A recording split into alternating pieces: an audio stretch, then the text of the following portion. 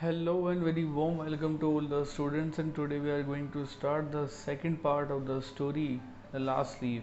In the first part of the story, we had studied that Johnsy got pneumonia and Sue was worried about her. And she did her best effort, but despite her best efforts, Johnsy was not ready to get well soon.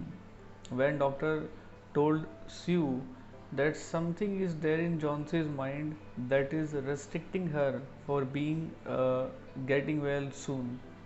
So after some inquiry, Sue found that Jhansi has a conviction that when the last leaf will fall, she will die. Sue counseled her, but Jhansi is determined with the fall of the last leaf, she will die. So today we are going to start the rest of the part and we will come to know whether she will die or live.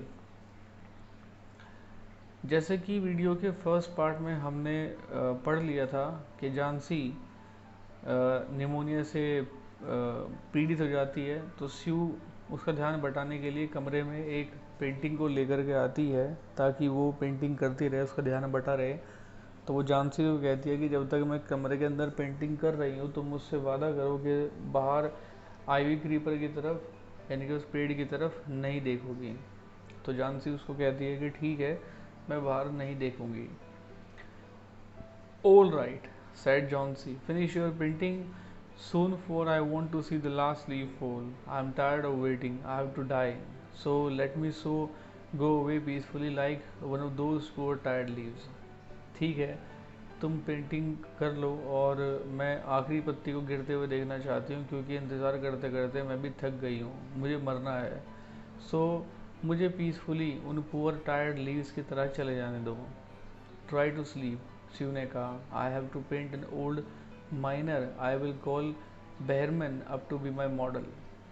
सो जाओ mister Behrman को मुझे बुलाने के लिए जाना है, क्योंकि मुझे एक ओल्ड माइनर को पेंट करना है। She rush down, Behrman lived on the ground floor. वो नीचे की तरफ दौड़ कर गई, बेहरमैन ग्राउंड फ्लोर पर रहता था। He was a 60-year-old painter. His lifelong dream was to paint a masterpiece, but that had remained a dream. Sue poured out her worries to Behrman. She told him how Johnsy was convinced that she would die when the last leaf fell. बेरमैन, जो कि एक 60 साल का बूढ़ा painter था, उसका हमेशा से एक ड्रीम रहा था कि वो एक मास्टरपीस को बनाना चाहता था, लेकिन उसका जो ड्रीम था वो आज भी एक ड्रीम ही था। स्यू ने अपनी सारी जो चिंताएं थी उसके सामने जाहिर कर दी।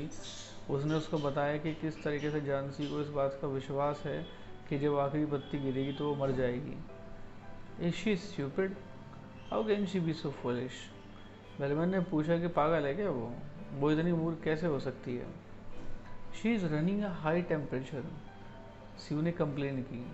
She refuse to eat or drink and that worries me a lot. उसने खाने पीने से मना कर दिया, ये मेरी चिंता का कारण है। I will come with you and see Johnsy, Behrman ने कहा। मैं तुम्हारे साथ आता हूँ और देखता हूँ उसको। They tiptoe into the room, Johnsy was sleeping. वो चुपचाप दबे पाँव जानसी के रूम में गए, जानसी सो रही थी। Sue drew the curtains together and they went to the next room. Sue ने पर्दे खींच दिए और उसके बाद वो अगले रूम में चले गए। She peeped out through the window, there was only one leaf on the creeper.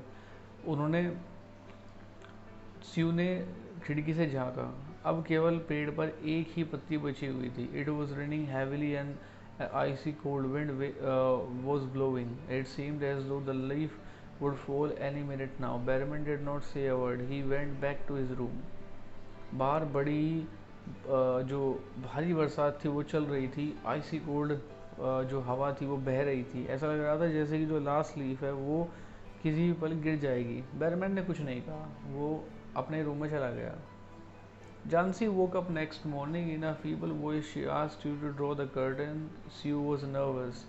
She drew back the curtains very reluctantly. अगली सुबह जब जानसी की आंख खुली तो जानसी ने बड़ी कमज़ोर आवाज़ में स्यू से कहा कि स्यू पर्दे हटा दो। स्यू ने न चाहते हुए, रिलुक्टेंटली का मतलब होता है अनिच्छा से, यानी कि ना चाहते हुए जो स्यू थी उसने पर्दे हटा दिए। Oh, she exclaimed as she looked at the vine creeper. जैसे ही स्यू ने पेड़ की तरफ देखा, वो एकदम एक्साइटमेंट में चिल्ला उठी। Look, there is still one leaf on the creeper, it looks quite green and healthy in spite of the storm and the fierce winds, it didn't fall. देखो, आईवी क्रीपर पर अब तक एक पत्ती बची हुई है, ये हेल्दी और पहले से भी हरी भरी लगती है, और तूफान के बावजूद भी इतनी जो प्रचंड हवाएं थी वो चल रही थी, ये गिरी नहीं।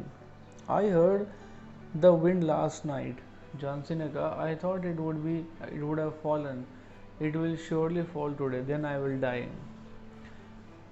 पिछली रात मैंने तूफान की आवाज़ को सुना था और मुझे ऐसा लगा जैसे कि लास्ट लीफ गिर गई होगी। खैर, आज ये निश्चित तौर पर गिर जाएगी और फिर मैं भी मर जाऊंगी। यू वोंट डाई, स्यू ने एनर्जेटिकली कहा, you have to live for your friends, what would happen to me if you die. तुम्हें अपने दोस्त के लिए जीना होगा, अगर तुम मर गई तो मेरा क्या होगा। Johnsy smiled weakly and closed her eyes. Johnsy ने बड़े कमज़ोरी से हंसते हुए अपनी आंखें बंद कर ली। आफ्टर एवरी आवर और so she looked out of the window and find the last leaf there. अब जानसी क्या करती थी कि हर एक घंटे अपनी आंखें खोलती थी और बार बार विंडो से झांक करके उस आखिरी पत्ती को देखती थी, जो कि अब भी पेड़ से लटकी हुई थी। It seem to be clinging to the creeper, ऐसा लगा जैसे कि क्रीपर से चिपक गई है।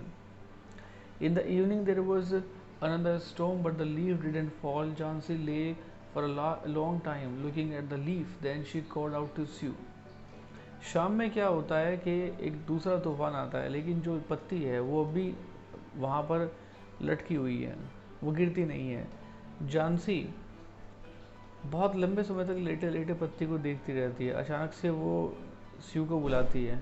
I been a bad girl, you have looked after me so lovingly and I have not cooperated with you. I have been depressed and gloomy. The last leaf has shown me how wicked I have been. I have realised that it is a sin to want to die.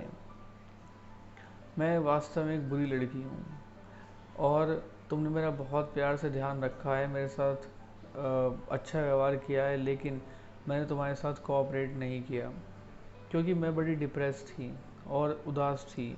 Last leaf ने मुझे show कर दिया कि मैं कितनी बुरी थी, मैं कितनी बुरी हूँ, और मुझे एहसास हो गया है कि मृत्यु की इच्छा करना पाप करना है। Sue hugged Johnsy. Then she gave her lots of hot soup and a mirror. Johnsy combed her hair and smiled brightly. उसके बाद में स्यू जानसी को हक कर लेती है, वो उसको बहुत सारा गर्म सूप देती है पीने के लिए, एक शीशा देती है। जानसी शीशे को देखकर अपने बाल संवारती है और हंसने लगती है।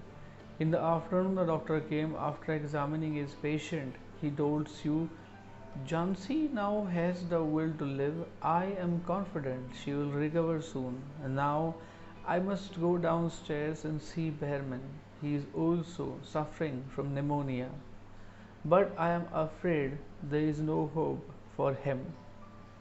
दोपहर में डॉक्टर आया और अपने पेशेंट को जांचने के बाद उसने स्यू को बताया कि जानसी अब जिंदा रहेगी और मुझे इस बात का विश्वास है कि जल्दी ही रिकवर हो जाएगी, लेकिन अब मुझे जल्दी से डाउनस्टेयर जाना है मिस्टर बेहरमैन को देखने, क्योंकि उनको भी निमोनिया हो गया है, लेकिन मुझे डर है वो बच नहीं पाएगा। The next morning Sue came and sat on Johnsy's bed, taking Johnsy's hand in hers. अगली सुबह स्यू जानसी के पास आती है, वो उसके पास बैठ जाती है, उसके हाथों को अपने हाथों में लेकर के कहती है, I have something to tell you. Mister Behrman died of pneumonia this morning. He was ill for only 2 days. The first day, the janitor found him on his bed. His clothes and shoes were wet and he was shivering. He had been out in that stormy night. मुझे तुम्हें कुछ बताना है। आज सुबह mister Behrman की pneumonia से death हो गई।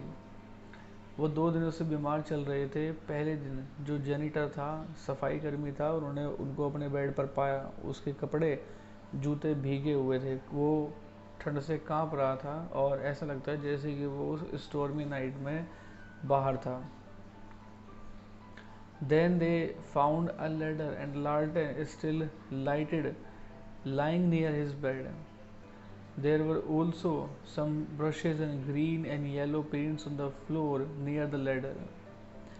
उन्होंने एक सीढ़ी और एक लालटेन जो अब तक जली हुई थी उसके बेड के पास उनको मिली, और वहाँ पर कुछ ब्रश ग्रीन येलो रंग के जो पेंट थे वो फ्लोर के पास लेडर पर रखे हुए थे।